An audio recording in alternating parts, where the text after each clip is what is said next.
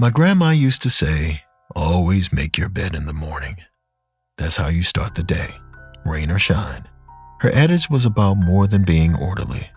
It was about taking responsibility for your life and everything in it. That includes the choices you make, even the bad ones.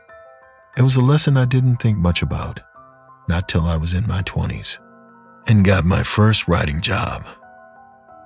Yeah, I was getting paid to do the thing I loved, and I wanted to make a big purchase. 'Cause now I could.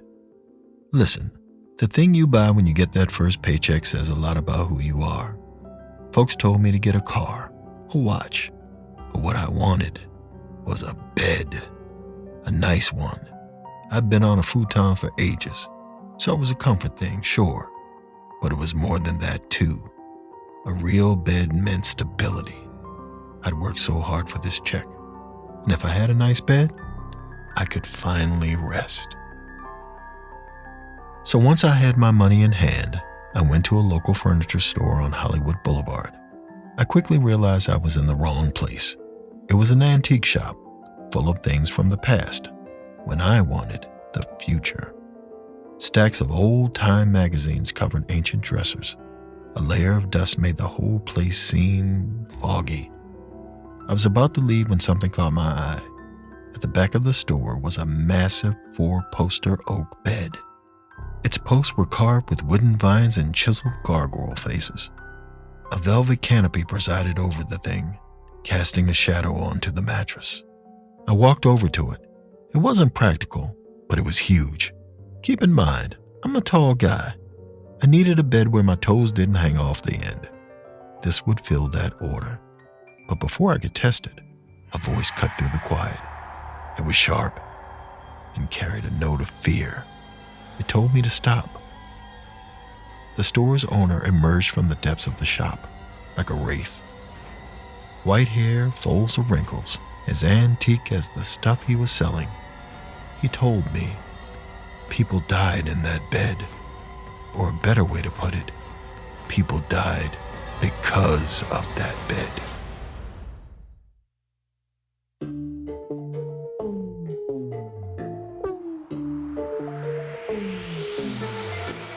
You're listening to Run, Fool! I'm Rodney Barnes, and this is episode 49, The Bed of the Abyss.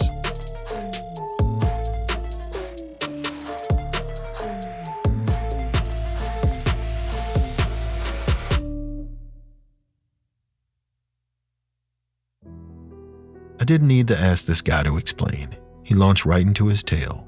Something told me he was a bit stir-crazy, surrounded by this old dusty store and all the relics inside it. Anyway, the store owner said his name was Rico. He had it on good authority that this bed used to belong to a woman living up in the Hollywood Hills. Her name was Julia. Julia had 2 kids, Seb and Winnie, 8 and 6 respectively. Before the Hills, they hail from a California city called Bakersfield. She was a single mom and used to rely heavily on family support. Lots of extended aunts and grandparents kept them afloat.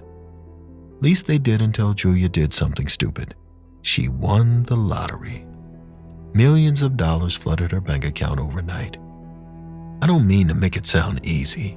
Julia played that lottery every day of her life. It took 30 or so years, but it literally paid off. And she immediately did what anyone else would do. Spent it. She bought an outrageous mansion in the Hollywood Hills, sight unseen, moved her kids away from their comfort zone in Bakersfield to live the high life in LA. See, it's not just winning a huge pile of money, it's what you do with it. And she was determined to use it well. Her kids' future depended on it. Now let's talk about the house she got. It was incredible. An opulent Spanish-style stunner with white stucco and a red tile roof. Open archways led between every room. Floor-to-ceiling iron lace windows let in a bunch of light. It had this amazing primary suite with a sprawling balcony that looked out over the hills, and it came with an over-the-top, enormous 4-poster bed. When Julia stepped into the room, she was shocked to see it. The owners must have left it there, which sucked because it was going to be hard to move. It was huge, bulky. She didn't want to leave it there either. Its deep dark wood looked wrong in the bright room, like it was soaking up all the good light. Julia walked up to the bed and inspected it. I've already described it to you, but as a recap, 4 posters, velvet canopy, wood carved with vines, and haunting gargoyle-like faces with their mouths wide open in a scream. As Julia stared at it, a few things happened. Her skin exploded with goosebumps. Her stomach did a cartwheel. Mouth went bone dry. Took her a minute to realize something ridiculous. The bed was scaring her.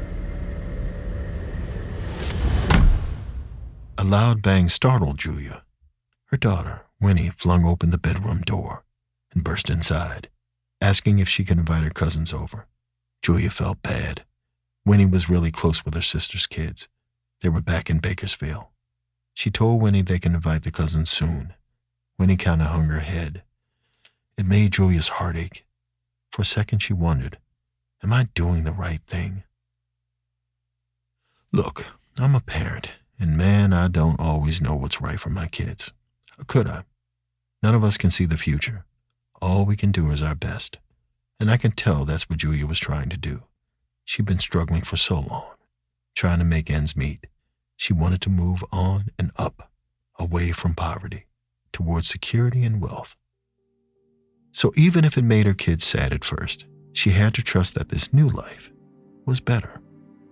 Turns out, even when you have millions of dollars, things still go wrong. The movers didn't show up that day.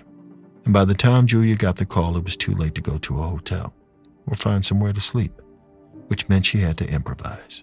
She had an air mattress in her car and the weird 4-poster bed. She took the bed and blew up the mattress for the kids. They all camped out in the primary suite together. It was hard to rest, though. There was too much on her mind. Excitement, nerves, and yeah, a little homesickness. Winnie wasn't the only one who missed their family back in Bakersfield. Julia reminded herself again, this was better. She turned to stare out of the window at the moon. It was bright and glowing over the hills. The night was clear, stars were sharp and close, like she could touch them.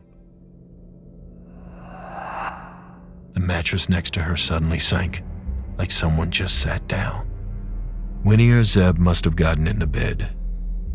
Julia turned over, but there was no one there. She sat up. Her kids' sleeping forms were still sprawled out across the air mattress. She put a hand on the bed next to her, where she'd felt the weight, and for some reason, this made her heart pound. But nothing else happened. She stared up at the velvet canopy above her, held up by the intricately carved post. As the moonlight drifted in, it caught the very edges of the carvings, reflecting on the flat surface of the gargoyle's eyes. Julia found it hard to look away. As she stared, she suddenly felt cold.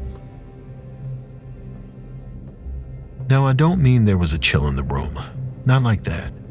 This kind of coldness came from deep inside her. The word dread doesn't quite fit. It was more like there was a tiny alarm inside her body, telling her that danger wasn't just close. It was there. The mattress seemed to ripple then, just a soft, undulating wave. It was so subtle. She could have imagined it, except every fiber in her body told her to get up immediately. So, she did. She grabbed a pillow as she went, then sank to the floor and tried to get comfy beside the air mattress. It was a long time before her heart stopped pounding, but it finally did. And at some point she must have drifted off, because the next thing she knew, it was morning. The sun spilled over the hills, seeping in through the curtainless windows, gently stirring her awake. She groaned and sat up. The air mattress was empty. Zeb and Winnie had already started their day. Julia stared at the bed. In the light, it looked pretty normal. I mean, it was extravagant, but not dangerous or anything. She sort of laughed at herself then. First night in a big, empty house. No wonder she'd been freaky. She heard her shout from downstairs, "Zeb." Seconds later, Winnie was calling out too. demanding breakfast. The day was underway. While they waited for the movers, Julia hauled the kids around LA on a shopping spree. They got plants, picked out some other furniture to get delivered.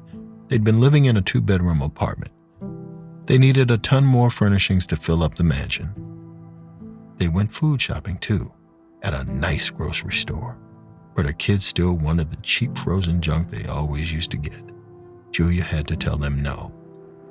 They could afford fresh, better products, stuff that was good for them. They weren't pleased. When they got back to the house, Julia was exhausted. She'd barely slept the night before. Her lids felt like they weighed 1,000 pounds. Kids went to the backyard to play, and Julia went to rest. She trudged upstairs into the primary suite and sank onto the bed. She fell asleep less than a minute later. But at some point, something woke her up. A pressure at her throat. Soft at first, but the more awake she got, the tighter it grew. It took her a moment to realize the bed sheet was wrapped around her neck. She was being strangled.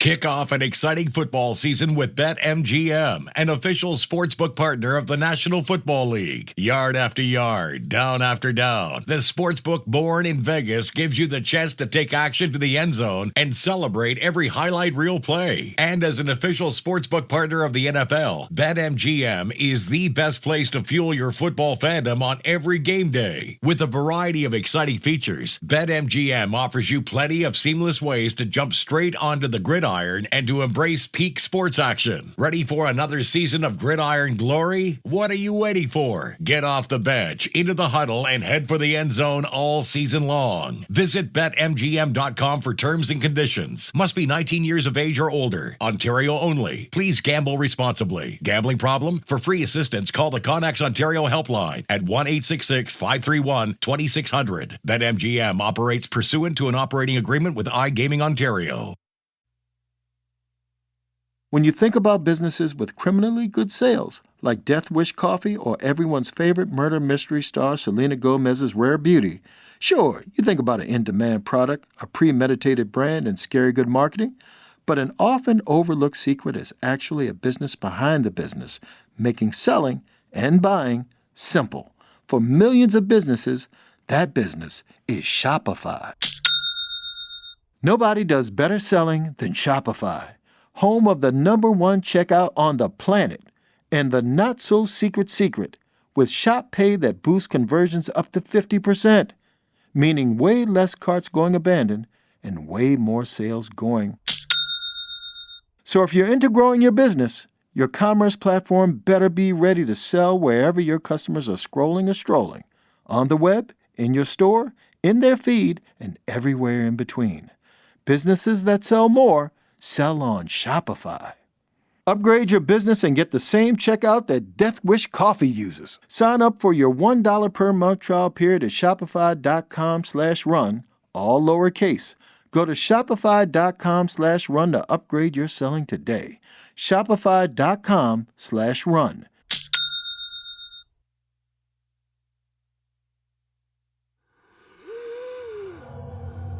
Julia wheezed, clawed at her throat. She jammed her fingers under the fabric. All at once, the sheets fell away. She gasped for air and scrambled off the bed fast. Her legs didn't even have time to get into standing position, so she fell, elbow smashed into the hardwood below, but she barely felt it. She shot up and whipped around. The sheets lay on the bed, rolled up and knotted in a loop, a literal noose. Had someone done that? Were they still there? She ran to the room's closet and flung it open. Empty. The bedroom door was shut too. There was nothing under the bed. She stared at the sheets. Her hand floated to her neck. She could still feel the pressure of the fabric pressing against her throat, tighter and tighter. She took a breath. She was thinking. Maybe she had tied that noose. She was stressed, sleeping fitfully. There was a lot on her mind. She must have just accidentally done it. I mean, Even Julia didn't totally buy that crap. But what was the alternative? That the bed had tried to strangle her? If I were Julia, I'd probably think the same thing. A bed is a safe haven. It's where you're at your most vulnerable. It's not supposed to attack you. But whatever. Because lethal or not, Julia was ready to get it out of there. She had the number for the previous owners, so she gave them a call. The phone rang and rang and rang. No voicemail picked up. Julia stared at the phone, then slowly hung it back on the cradle. She tried again, got the same result. After 5 times, Julia was shaking. Something felt wrong. See, she'd found this place in the newspaper real estate section. Owner listing, no agent. She called the number, said she was interested. They'd mailed her some more photos, and Julia wrote them a check. Of course it was hasty, but she just won millions. She was in the throes of celebration. Now their number wasn't working. She didn't know what that meant. She went upstairs to stare at the bed, puzzling over what to do. She gazed into the face of a gargoyle carving. Its eyes were vacant, slabs of wood, soulless. It felt ancient. Oh, that gave her an idea. This thing was clearly old. She could call an antique store or something. They'd take it off her hands. She'd give it to them for free. It's not like she needed the money. She just wanted that thing out of there. Julia made lunch for her kids, then flipped through the yellow pages while they ate. She landed on an antique expert in Hollywood. You know the guy, Rico. She called him up and described the bed. She said she was donating it. Did he want to come take a look? Rico said he'd be there in 20, which gave Julia pause. Because the thing was, she hadn't said where she lived. As if reading her mind, Rico said, "I've known about that bed for years, and I know exactly where it lives." Julia hung up and thought about what Rico said. I know where it lives. It, the bed. I know where it lives. The phrase rattled around in her mind, getting louder and louder. She suddenly noticed the kitchen was very quiet. The table wasn't there yet, so her kids were on the floor, eating, looking down at their food, not at all their usual rambunctious selves. She asked what was wrong, and they both said in their own way that they were homesick. They missed Grandma and their cousins. When could they go home? Guilt hit Julia like a punch in the gut. She told them their new school, a fancy private spot, was going to be awesome. They'd make new friends. They could go shopping for new clothes. But none of this new talk moved the needle. They just hung their heads. Oof, you know, sometimes doing the right thing can seem pretty wrong. Julia was feeling that right now, because her choices had made them hang their heads like that. A deafening knock suddenly echoed through the empty house. She jumped, then realized it must be Rico. He was early. Seconds later, Rico and Julia stood in the primary suite, staring at the mammoth bed frame in its center. Rico approached it, thoughtful, like a scientist peering through a microscope. He slowly ran his hands over the bedpost, stopping at one of the gargoyle faces. An odd expression came over him. He looked terrified. Not just scared, though. Deeply disturbed. He told Julia he knew this bed. All antique dealers did. They called it the bed of the abyss. He never thought he'd get to see it. He explained it once belonged to a noble, some duke who immigrated here from England. No one knew how long ago it was made, but maybe centuries. The duke commissioned it. He was an upper-class guy and despised commoners. You know, anyone who didn't have his noble blood. He was a snob, a mean, vicious one. Thing was, it was a commoner that killed him. A servant got tired of Duke's cruelty. One night, he snuck into the Duke's bedroom and strangled him with his own bed sheets. Julia swallowed. She rubbed her neck. Goosebumps covered her body. She kind of heard enough. So she asked Rico if he needed help loading it. Rico just looked at her. No, he said. He wasn't going to take this thing. He dealt in antiques, not hauntings. See, the Duke died in this bed, but he never left, and he still didn't take kindly to commoners. Julia couldn't believe what she was hearing. She upped the ante, saying she'd pay him to take it. But Rico shook his head. He just wanted to see it for himself, but he couldn't actually help her. He was just sorry this had happened to her. The owners knew what they were doing, selling this house and the insidious bed inside of it. Rico hurried from the room. He moved quickly, running scared. Julia watched him go, letting his words settle in. Thing was, she believed him. She knew the bed felt wrong, so even though it sounded impossible and illogical, Julia wasn't arguing, but she also wasn't going to let it stay there for another second. She made sure the kids were entertained. Then she found a crowbar in the trunk of her car. She stormed into her room, charged towards the bed, and jammed the bar between the post and the base. She pulled as hard as she could. A satisfying crack echoed through the room as the posts separated. Wood debris flew into the air. Shards peppered her arms. She took the bar out and jammed it in again, about to pull. But a voice stopped her, one she'd never forget, because it was deep and unnaturally smooth, you know? It seemed to spread through her mind like syrup, sticky and insistent. It said the most bone-chilling sentence she'd ever heard out loud. You won't survive this.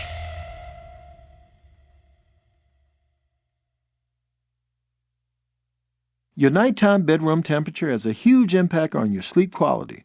If you wake up too hot or too cold, I highly recommend you check out Miracle Made's bed sheets. Miracle Made sheets are inspired by NASA and use silver-infused fabrics that are temperature regulating so you can sleep at the perfect temperature all night long. These sheets are infused with silver that prevent up to 99.7% of bacterial growth, leaving them to stay cleaner and fresh 3 times longer than other sheets. No more gross odors. Miracle sheets are luxuriously comfortable without the high price tag of other luxury brands and feel as nice, if not nicer, than sheets used by some 5-star hotels. Go to trymiracle.com/run to try Miracle Made sheets today. And whether you're buying them for yourself or as a gift for a loved one, if you order today, you can save over 40%. And if you use our promo RUN at checkout, you'll get 3 free towels and save an extra 20%. Miracle is so confident in their product, it's backed with a 30-day money-back guarantee. So if you aren't 100% satisfied, you'll get a full refund. Upgrade your sleep with Miracle Made. Go to trymiracle.com/run and use the code RUN to claim your free 3-piece towel set and save over 40% off. Again, that's trymiracle.com/run to treat yourself.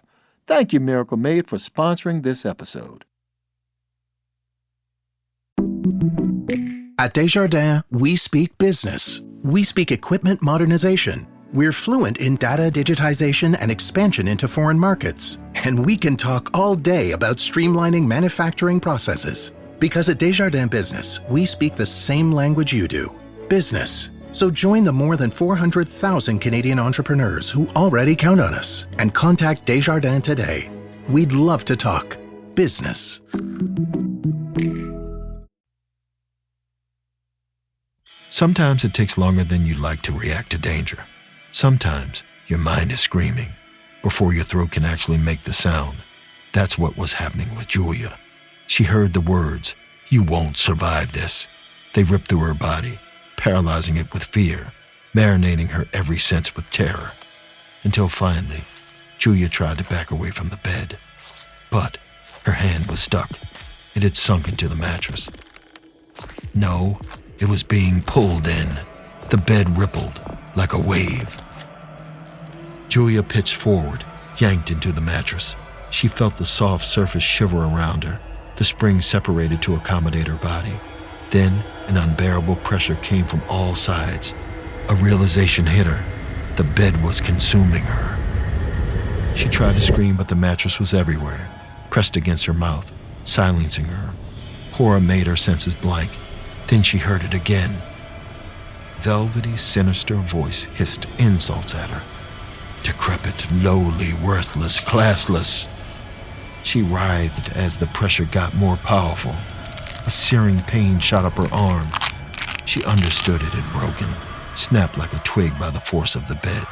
She'd never felt pain like that before, but it also woke her up, enough to realize she was still holding the crowbar. She wailed and yanked her arm back. The bed didn't let go easily. It fought against her. She closed her eyes, pulling as hard as she could. The crowbar hand shot out of the mattress. With a scream, she thrashed her arm around. A loud ripping filled the air as the crowbar cut through the fabric. She pulled herself out slowly, piece by piece. The voice screamed at her, "Disgusting ingrate." All at once, Julia's body came free. She shot off the bed. Her throat ached. So did her arm. Her heart was pounding so hard. She couldn't catch her breath. She flew out of the room and slammed the door behind her. Her mind whirled, trying to think of what to do. On instinct, she opened the door slightly, then locked it from the inside, closed it again, and slowly let out a sigh. That would do, for now, but it was just a Band-Aid. They had to leave. They had to leave this place. A loud knock echoed through the home. Julia felt her whole body tense. Then a voice called out from the front door. Good Time Moving Company was there. She heard her kids cheer from somewhere in the house. Their footsteps ran towards the door. She knew they were excited about seeing their stuff again and setting up their rooms. Crap, Julia winced. Her kids hadn't been excited about much lately. She looked at the bedroom door. It was locked. It wasn't like the bed would get out and move around. Maybe she could let the kids sleep in their own beds, just for the night. Then tomorrow they could move into a hotel until they found a new spot. That's about how it went. The movers came in, dropped off all the stuff. The kids settled down in their new rooms, and before long, they'd gone to bed for the night. Julia stayed up late, sitting at the table, drinking a glass of wine and mulling over everything. She could feel the weight of the bed upstairs, like a cancer, infecting the house. Her throat still ached. Her arm was unusable. At first light, they were leaving. She told the kids that, to prepare them, you know. They got so excited, thinking she meant back to Bakersfield. She'd said no, not Bakersfield. Their faces had crumpled. She took a sip of wine, looked down at the kitchen table. It was from their old place. Winnie and Seb had begged her to bring it. It was a hand-me-down from her mom and had seen some serious love. Covered in finger paint, initials carved in the legs, glitter from an art project with the cousins, embedded in the grain. It made her sad looking at it. And for the first time, she wondered if this life really was better. It made her want to go check on Seb and Winnie, just to see their faces. She crept through the massive home, up the stairs. Moonlight filtered in through all the windows. Her shadowy silhouette haunted each wall she passed. Soon, she was at Winnie's door. She slowly pushed it open. The bed was empty. It was so unexpected that Julia's senses literally stopped working. She just stood there, gaping. It took her way too long to look down the hallway. But when she did, she saw something that made her stomach heave. The primary suite door was open. No, it was impossible. She'd locked it from the inside. Instinct took over, telling her to shut up and run. Julia's feet sprinted down the hall, faster than her mind could direct them. She was at the door in seconds, barreling into the room, where she saw the bed. Moonlight drenched the mattress in blue. It glowed, an ethereal, deadly kind of beauty that made a deep, painful fear blossom in Julia's chest. It took her breath away. In the center of this tragic, gorgeous image was Winnie, sitting in the bed, curiously inspecting one of the poster's carvings. And under her, the bed shifted. The mattress rippled, undulating like a wave. The carving seemed to come alive too. The gargoyles' mouths all turned upwards at once in a devilish grin. The carved vines slithered around the posts like vipers, preparing to strike. Winnie saw Julia and smiled, pleased as punch to see her mom. No idea the deadly carnage that awaited her. Julia shot forward. Her arms grabbed her daughter and threw her off the bed. But before Julia could follow, the poster's wooden vines lashed out, wrapping around Julia's wrists, then her ankles. They shot splinters into her skin as efficiently as a staple gun. Julia fought back, but she didn't have a weapon. No crowbar, and her feeble, injured arm was useless. The vines pulled taut, stretching Julia out like a medieval torture device. Under her, the mattress sank into a gaping hole, a mouth hinging open to devour its meal. She felt it pull her inside. As it did, she looked up at the carvings. The laughing faces of the gargoyles stared down, mocking her. She sank into the bed. That horrid voice filled her ear, crooning nasty insults about her station in life and how no amount of money would fix how worthless she was. And you know, Julia agreed. See, moving here, it was her fault. She'd created this mess by not being satisfied with her life, by thinking she was too good for her old world, as full of love as it was. You know, even when you get a massive fortune dumped in your lap, you're still gonna choose what to do with it. And she'd chosen wrong. She literally had made this bed, and now she had to lie in it. She could hear Winnie's screams as the mattress squeezed her body. Its springs gnawed into her back until the skin broke. The fabric coated her mouth. She couldn't breathe. Her chest was on fire, desperate for oxygen. Soon, the glowing, bruised hue of the moonlight room disappeared. All she saw was darkness. All she felt was pain. And something else. A hand on her leg. Then another one. She heard a soft little grunting, then someone panting. It was Seb and Winnie, holding on to her legs, pulling with all of their might. They were trying to save her. It gave Julia a fresh wave of determination. She thrashed, finding the bed as her kids pulled. Her entire body was numb, threatening to give out, but she kept writhing. Her children kept pulling, and all of a sudden she tumbled out of the bed. Her and her kids collapsed on the floor in a heap. Sobbing, she pulled them into her arms. They stumbled together out of the room. "Grab your things," she said. They were going home.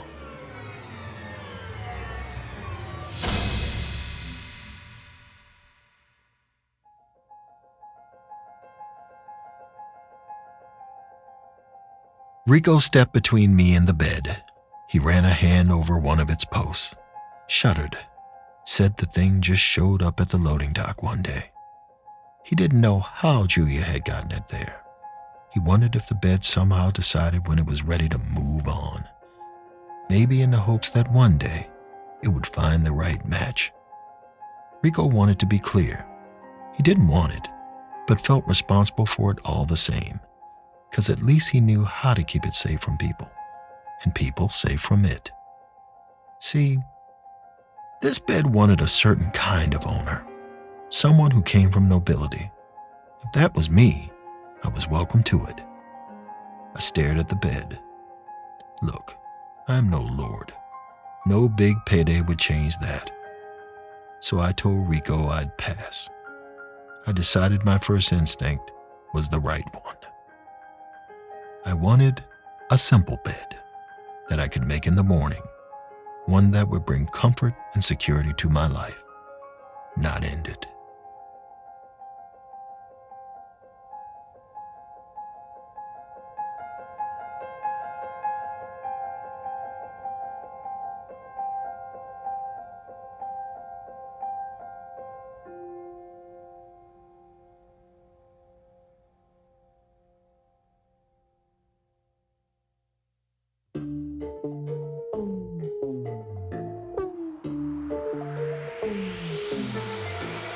Run Fool is a production of Ballin Studios, Campside Media, and At Will Media. It is hosted and executive produced by me, Rodney Barnes. This episode was written by Kate Murdoch and produced by Abakar Adan and Lane Rose. Editing by Abakar Adan. Sound director, designer, and mixer is Kevin Seaman. Coordinating producer is Avery Siegel. And artwork by Jessica Clarkston Kiner. Special thanks to Sequoia Thomas. Production support by Jeremy Bone and Cole Lacasio. Special thanks to our operations team, Doug Slaywin, Ashley Warren, Sabina Mara, and Destiny Dingle. Executive producers at Ballin Studios are MrBallen, Nick Witters, and Zach Levitt. Executive producer at Will Media is Will Malnati.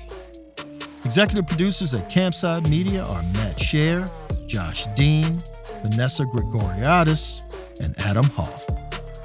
Thanks for listening, and see you next week.